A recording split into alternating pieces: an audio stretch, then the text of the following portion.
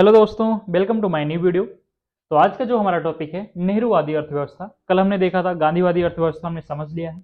आज देखेंगे नेहरूवादी अर्थव्यवस्था क्या होती है। तो नेहरूवादी अर्थव्यवस्था, जो नेहरू जी थे, ये समाजवादी अर्थव्यवस्था से बहुत प्रभावित थे, है ना। समाजवादी अर्थव्यवस्था क्या थी हमने सीखा है ना। सबसे पहले कहाँ से शुरुआत हुई थी? रूस से हुई थी, सोवियत संघ, रूस से। तो उसके विचार से नेहरू जी बहुत प्रभावित थे। नेहरू जी की जो विचारधारा थी वो गांधी जी की विचारधारा से बिल्कुल अलग थी। हम कह सकते हैं कि एकदम अलग थी। गांधी जी की विचारधारा अलग थी और नेहरूवादी जो विचारधारा है, आर्थिक मॉडल था, वो बहुत अलग था। क्यों अलग था? क्योंकि जो नेहरू क्या थे, उस समय प्रधानमंत्री थे। नेहरू समाजवादी अर्थव्यवस्था से, समाजवादी या साम्यवादी अर्थव्यवस्था से क्या थे? बहुत प्रभावित थे। तो कुछ हो गया समाजवादी अर्थव्यवस्था और कुछ हो गया नेहरू जी के अपने विचार। नेहरू के अपने विचार दोनों को जोड़ लिया, दोनों को जोड़ लिया, तब जाके क्या बन गया? नेहरूवादी अर्थव्यवस्था जाके बन गया। इन दोनों मॉडल को जब जोड़ लिया गया, समाजवादी अर्थव्यवस्था को जोड़ लिया गया, नेहरू जी के अपने कुछ आर्थिक मॉडल थे जो उन्होंने सजेस्ट किए थे, उसको जोड़ लिया, वही जाके बन गया नेहरूवादी अर्थव्यवस्था होगी। एकदम सिंपल, एक लाइन में याद हो गया। अगर आपसे पूछा जाता है कि नेहरूवादी अर्थव्यवस्था क्या है, तो नेहरूवादी अर्थव्यवस्था क्या है? समाजवादी अर्थव्यवस्था प्लस नेहरू जी के अपने विचार का एक क्या है? मिला जुला एक रूप है। अगर सिंपल से लिखना हुआ तो क्या लिख देंगे कि समाजवादी अर्थव्यवस्था या साम्यवादी अर्थव्यवस्था प्लस नेहरू के अपने विचार, जो इन्होंने अपने आर्थिक मॉडल दिए, दोनों एक दूसरे के क्या है? मिला जुला रूप है। उसी को हम नेहरूवादी अर्थव्यवस्था कहते हैं। ठीक है, ये समझ गए होंगे। और क्या होता है नेहरूवादी अर्थव्यवस्था में? नेहरू जी क्या कहते हैं, चलिए देखते हैं कि नेहरूवादी अर्थव्यवस्था मॉडल में नेहरू जी कहना क्या चाहते हैं। इससे हमारे देश पे क्या प्रभाव पड़ा था, कब लागू हुआ था, है ना। इससे क्या क्या हुआ था, कौन सी उद्योग लगाए गए थे नेहरूवादी अर्थव्यवस्था के समय में, इस आर्थिक मॉडल के थ्रू हमारे देश में क्या विकास हुआ था, इसके बारे में हम जानेंगे। तो नेहरू जी का क्या मानना था कि केंद्रीय सरकार जो है ना, जो केंद्र की सरकार है, वो अपने स्तर पर योजनाएं बनाएंगी, है ना। सबसे पहले हमने क्या देखा कि नेहरूवादी अर्थव्यवस्था, हमने परिभाषा देखी कि ये समाजवादी समाजवादी अर्थव्यवस्था से प्रभावित थे। ठीक है, तो समाजवादी अर्थव्यवस्था से क्या थे? बहुत प्रभावित थे। तथा नेहरू जी के अपने विचार प्लस नेहरू जी के अपने विचार का क्या है? मिला जुला रूप है। ये तो हो गई नेहरूवादी अर्थव्यवस्था का क्या हो गया? परिभाषा हो गया, समझ लीजिए। इसका अर्थ हो गया कि नेहरूवादी अर्थव्यवस्था। और नेहरू जी क्या कहते हैं इस मॉडल के थ्रू, इस आर्थिक मॉडल के थ्रू क्या कहना चाहते हैं कि नेहरू जी का मानना है कि केंद्रीय सरकार के स्तर पर योजनाएं बनाई जानी चाहिए। नेहरू जी दूसरे बार में कहते हैं कि केंद्रीय स्तर पर, केंद्रीय स्तर पर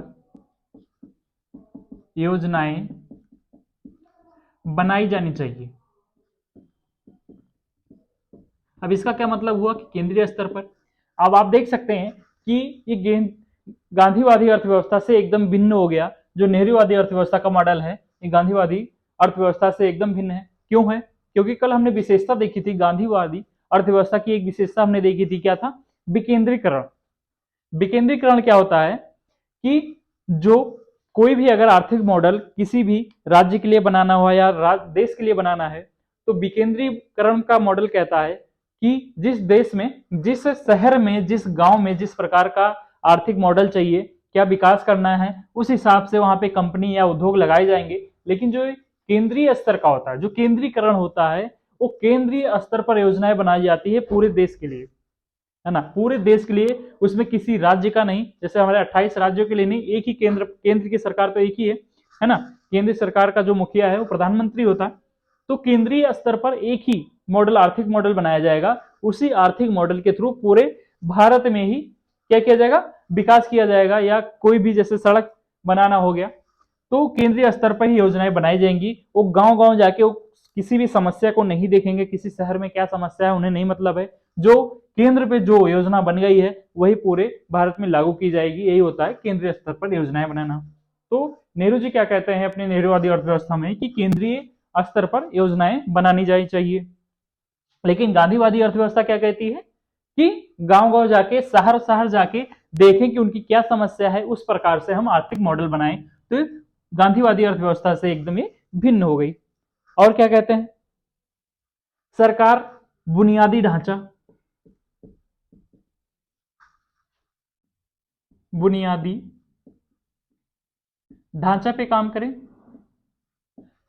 बुनियादी ढांचा क्या हो गया, बुनियादी ढांचा हो गया इंफ्रा।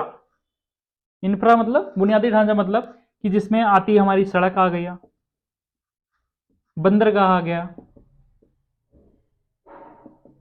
एयरपोर्ट आ गया, है ना। इस सब चीजों पे कौन बनाएगा, ये सरकार बनाएगी ये सब चीजें।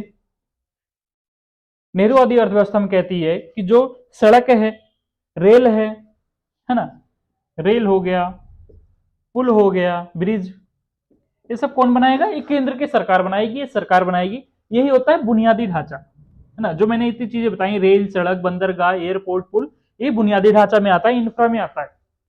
तो गांधीवादी अर्थव्यवस्था में ऐसा नहीं था। तो नेहरूवादी अर्थव्यवस्था क्या कह रही है कि सरकार बुनियादी ढांचा मींस रेल, सड़क, बंदरगाह, एयरपोर्ट, पुल कौन बनाएगा, ये खुद सरकार बनाएगी। और क्या होगा, भारी उद्योग, भारी उद्योग भी कौन करेगा, सरकार करेगी। भारी उद्योग मतलब मान लीजिए लोहा। भारी उद्योग मीन्स कि जो उद्योग, ऐसा उद्योग जो हर किसी उद्योग में उस चीज का काम आए। जैसे लोहा हो गया, किसी भी फैक्ट्री या कंपनी के लिए लोहा तो इंपॉर्टेंट है, किसी भी चीज का बिजनेस करने के लिए लोहा जरूरी है ना। लोहा से स्टील बनेगा, स्टील से ही औद्योगिकीकरण होगा।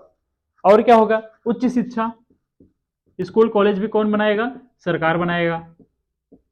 प्लस लाइट, ऊर्जा, ऊर्जा भी का कार्य भी सरकार करेगी। तो गांधीवादी नेहरूवादी अर्थव्यवस्था क्या कहती है कि सरकार केंद्रीय स्तर पर ही योजनाएं बनाएंगी और क्या करेगी, बुनियादी ढांचा, भारी उद्योग, उच्च शिक्षा या ऊर्जा पर ही सरकार कार्य करेगी।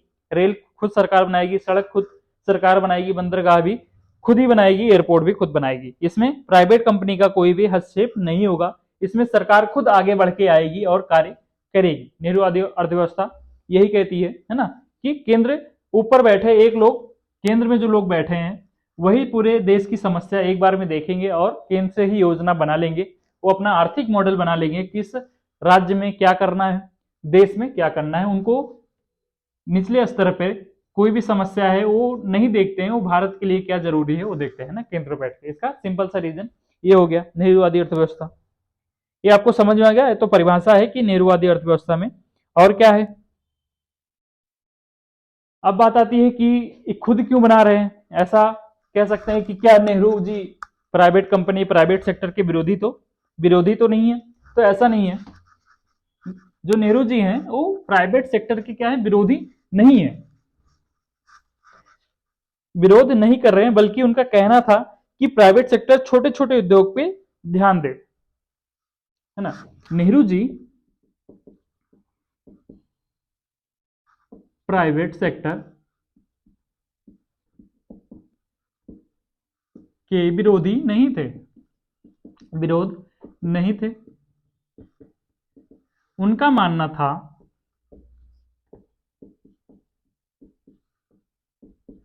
कि प्राइवेट सेक्टर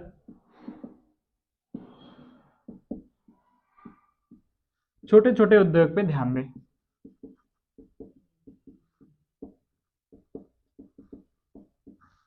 उद्योग पर ध्यान दे या स्थापित करें। नेहरू जी क्या कहते थे कि नेहरू जी ऐसा नहीं मानते कि वो प्राइवेट सेक्टर के विरोधी नहीं है। उनका मानना था कि प्राइवेट सेक्टर छोटे छोटे उद्योग को स्थापित करे और जो बड़ा उद्योग होगा, है ना, जो सरकार बड़ा उद्योग होगा जैसे सड़क बनाना, पुल बनाना, एयरपोर्ट बनाना, बंदरगाह बनाना, वो कौन करेगी, वो केंद्र की सरकार करेगी। उसमें प्राइवेट सेक्टर का कोई हस्तक्षेप नहीं होगा। लेकिन नेहरू जी ये नहीं कहते हैं कि मैं प्राइवेट सेक्टर का विरोधी हूं, वो कहते हैं कि छोटे छोटे उद्योग वो लगा सकते हैं, है ना, अपने गांव क्षेत्र में छोटे छोटे उद्योग अपने हिसाब से वो लगा सकते हैं, लेकिन बड़ा उद्योग जो होगा वो कौन करेगा, वो सरकार करेगी। ठीक है, अब बात आती है कि भारत में किस कारण से नेहरू समाजवादी अर्थव्यवस्था लागू किया गया था, है ना। नेहरूवादी अर्थव्यवस्था किस कारण से लागू किया गया है, चलिए देख लेते हैं कारण। अब जो नेहरूवादी अर्थव्यवस्था है, नेहरूवादी, है ना, हमारे इंडिया में जब इंडिया आजाद हुआ था उसके बाद ही नेहरूवादी अर्थव्यवस्था लागू कर दिया गया था। नेहरूवादी अर्थव्यवस्था लागू हुआ था। नेहरूवादी अर्थव्यवस्था लागू होने के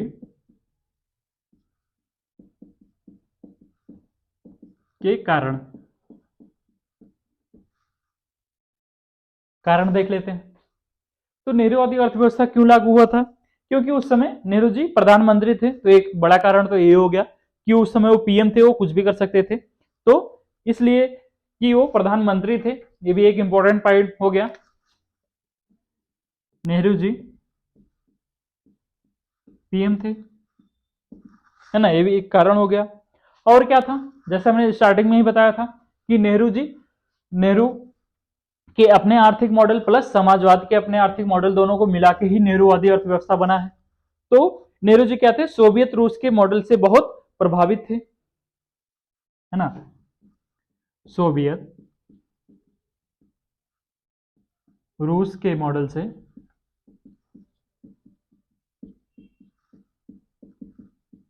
प्रभावित थे। और सोवियत रूस मॉडल क्या था, साम्यवादी अर्थव्यवस्था थी, समाजवादी अर्थव्यवस्था थी, क्योंकि सर्वप्रथम 1917 में ही रूस में क्रांति करके साम्यवादी अर्थव्यवस्था लाई गई थी। तो उससे क्या थे, ये बहुत प्रभावित थे।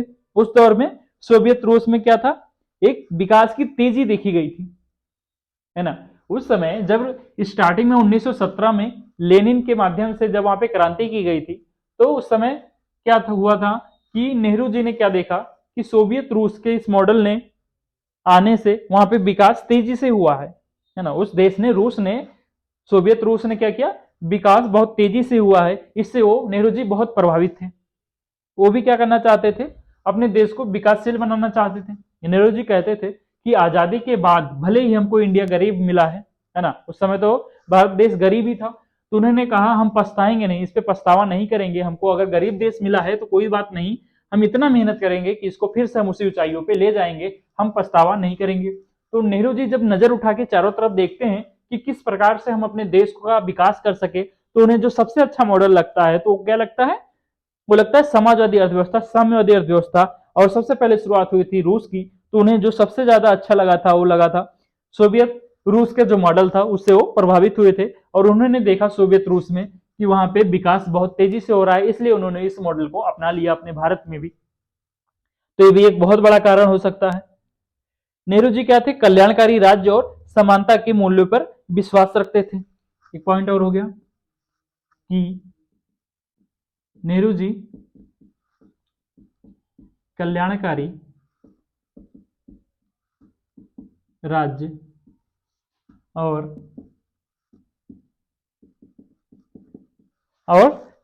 समानता के मूल्यों पर विश्वास रखते थे।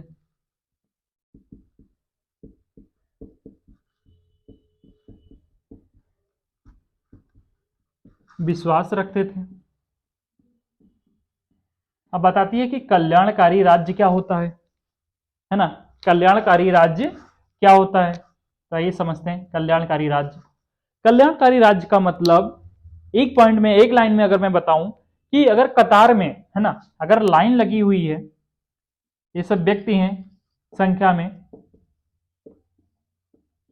और यहां से अगर कोई भी मॉडल लागू किया जा रहा है, तो ये देखा जाएगा कि जो मॉडल लागू हो रहा है उससे जो छठवें नंबर का व्यक्ति है, इसको प्रॉफिट हो रहा है कि नहीं हो रहा है ना। इसको हुआ, ये आगे है, इसको हो गया, इसको हो गया, इसको हो गया, इसको हो गया। अगर देखते हैं कि अगर छठवें नंबर का व्यक्ति भी उससे मॉडल से खुश है, वो उससे उसको प्रॉफिट हो रहा है, तभी जाके वो उस मॉडल को लागू करेंगे। यही होता है कल्याणकारी राज्य। मतलब कल्याणकारी राज्य का मतलब हो गया कि जो सरकार है केवल अमीर के लिए काम नहीं करेगी, वो गरीबों के लिए भी काम करेगी, वो औरतों के लिए काम करेगी, बच्चों के लिए काम करेगी, बूढ़ों के लिए करेगी, जवान के लिए करेगी, वो किसी का भेदभाव नहीं करेगी, है ना। कल्याणकारी राज्य ऐसा राज्य बनता है कि जहां पे सरकार जो है वो सभी के लिए काम करती है, किसी अमीर वर्ग के व्यक्ति के लिए नहीं करेगी या गरीब वर्ग के व्यक्ति के लिए नहीं करेगी, वो सबके लिए एक समान रह के कार्य करेगी। यही होता है कल्याणकारी राज्य। ओके, ये समझ में आया होगा आपको। कल्याणकारी राज्य सिंपल सा हो गया कि सरकार सबके लिए काम करेगी, इसमें ना तो कोई गरीब देखेगी ना किसी को अमीर देखेगी, सरकार सभी के लिए एक बराबर है। और समानता के मूल्य मतलब समानता समानता हो गई कि ऊंच या नीच पे कोई भेदभाव नहीं होगा, अमीर गरीब पे कोई भेदभाव नहीं होगा, सरकार सबके लिए सेम होगी। ये जो दो पॉइंट है किससे लिए गए हैं, ये समाजवाद से लिए गए हैं, है ना, ये समाजवाद से लिए गए हैं। तो नेहरू जी इन दोनों चीजों से बहुत ज्यादा प्रभावित थे, है ना। वो भी चाहते थे हमारे इंडिया में एक कल्याणकारी राज्य बनाए, भारत देश को कल्याणकारी राज्य बनाना चाहते थे। और वो ये भी चाहते थे कि कोई अमीर गरीब का भेदभाव हमारे देश में भी ना हो। जिस तरह से रूस में देखा कि रूस में क्या किया गया, जब वहां पे साम्यवादी अर्थव्यवस्था को लागू किया गया था, तो उसका जो मेन पॉइंट था कि कोई भी अमीर गरीब नहीं होगा, सब सेम होंगे, सबके घर समान होंगे, सबके रहने खाने की व्यवस्था भी समान की जाएगी। उससे नेहरू जी बहुत प्रभावित थे, है ना। तो ये भी एक कारण हो गया, नेहरूवादी अर्थव्यवस्था जो समाजवाद को अपनाया था, क्यों अपनाया था, एक महत्वपूर्ण कारण हो गया। और क्या है कि और एक मेन कारण है कि जब भारत देश आजाद हुआ, है ना, जब भारत देश स्वतंत्र हुआ था, तो प्राइवेट सेक्टर मजबूत नहीं था, है ना, प्राइवेट सेक्टर मजबूत नहीं था। जब भारत देश स्वतंत्र हुआ, है ना, उसके बाद नेहरू जी पहले प्रधानमंत्री बने थे, तो उस समय क्या देखते हैं कि प्राइवेट सेक्टर मजबूत नहीं है। जैसे अभी प्रेजेंट टाइम पे अडानी अंबानी जैसे लोग उस समय नहीं थे, है ना, कोई भी बड़ा प्राइवेट सेक्टर कंपनी या फैक्ट्री कोई किसी के पास नहीं थी। तो ये भी एक हम कह सकते हैं बहुत बड़ा कारण है कि उस समय तब नेहरू जी ने क्या कहा कि अब सरकार को ही आगे आना पड़ेगा, देश के विकास के लिए क्या अब सरकार को ही आगे आने पड़ेगा। उस समय तो बहुत गिन चुन के ही प्राइवेट कंपनियां होती थी, जैसे टाटा हो गए, तो उस समय टाटा जी थे, ऐसे कुछ एक आध और होंगे, है ना। तो उस समय इनका जो मेन कारण और हो सकता है कि प्राइवेट सेक्टर मजबूत नहीं था। इसलिए नेहरू जी चाहते थे कि अब सरकार को ही आगे आना पड़ेगा और अपने देश के विकास की बागडोर को संभालना होगा। तो ये भी एक बहुत इंपॉर्टेंट कारण बन जाता है कि नेहरूवादी अर्थव्यवस्था को अपनाने का। और उस समय प्रधानमंत्री थे नेहरू जी, तो उन्हें यही सही लगा कि जब कोई नहीं है विकास के लिए, तो सरकार ही आगे बढ़ेगी और सरकार ही एयरपोर्ट, सड़क, पुल, है ना, बंदरगाह, एयरपोर्ट सारे कुछ बनवाएगी। क्योंकि प्राइवेट सेक्टर मजबूत नहीं था, उनके पास इतना पैसा नहीं था कि उतना पैसा लगा के बड़ी बड़ी कंपनी, है ना, औद्योगिक क्षेत्रों में अपना विकास कर सके, लोहा की फैक्ट्री लगा सके, है ना, ऊर्जा कंपनी लगा सके। तो कौन करेगा, तो ये सरकार खुद करेगी। इसलिए इस नेहरूवादी अर्थव्यवस्था को अपनाया गया था उस समय। आई होप आपको समझ में आया होगा। अगर आपको ये समझ में आया हो तो वीडियो को लाइक कर दीजिएगा, चैनल को आप सब्सक्राइब कर लीजिए और अपने दोस्तों के साथ जरूर शेयर कीजिए। और इसके पहले अगर आपने गांधीवादी अर्थव्यवस्था नहीं देखा है तो आप जाके, अभी मैं डिस्क्रिप्शन में लिंक दे दूंगा, आप वहां से जाके ऐप्स को चेक कर सकते हैं, या आई बटन पे आएगा, आप वहां पे देख सकते हैं। तो मिलते हैं गाइस नेक्स्ट वीडियो में। अब हमारा एक टॉपिक और रह गया है, हरित हरित अर्थशास्त्र। कल हम उसको देख लेंगे, हरित अर्थव्यवस्था को, वो लास्ट पॉइंट हो जाएगा, ये हमारा चैप्टर क्लोज हो जाएगा। उसके बाद हम आ जाएंगे प्योर इकोनॉमिक्स पे। ओके गाइस, मिलते हैं कल नेक्स्ट वीडियो में। Thank you.